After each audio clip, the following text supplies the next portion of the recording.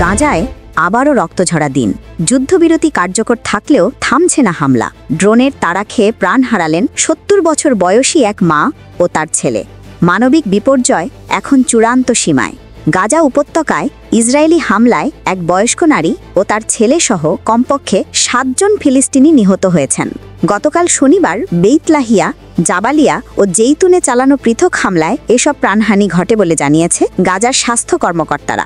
গাজা নগরীতে ৭০ বছর বয়সী ওই নারী ও তার ছেলেকে একটি কোয়াডকপ্টার ড্রোন তাড়া করে লক্ষ্যবস্তুতে পরিণত করে। প্রত্যক্ষদর্শীরা জানান, ড্রোনটি তাদের মাথার ওপর দীর্ঘ সময় ঘুরছিল।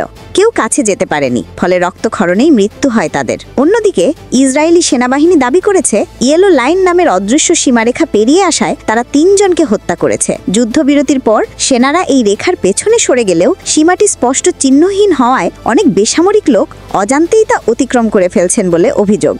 গাজা শহরের পূর্বাঞ্চল সুজাইয়ায় ট্যাঙ্ক, ড্রোন ও স্থলবাহিনী নিয়ে বড় ধরনের অভিযান চালিয়েছে ইসরায়েল। ধ্বংস হয়েছে আবাসিক ভবন ও জনপরিষেবা অবকাঠামো, ফলে অনেক পরিবার এলাকা ছাড়তে বাধ্য হয়েছে। এদিকে ইসরায়েল শহরের পূর্ব অংশ বিচ্ছিন্ন করতে বালুর বাঁধ তৈরি শুরু করেছে। সলাও আল দিন সড়কের কাছে ইয়েলো লাইন অতিক্রম করে ট্যাঙ্ক ও সাজোয়া যেন মোতায়েন রাখা হয়েছে। দোহা ফোরামে কাতারের প্রধানমন্ত্রী শেখ মোহাম্মদ বিন আব্দুর রহমান বলেছেন, গাজার যুদ্ধবিরতি এখন সংকটপূর্ণ মুহূর্তে রয়েছে। স্থায়ী শান্তির উদ্যোগ না নিলে যুদ্ধবিরতি ভেঙে পড়ার আশঙ্কা রয়েছে।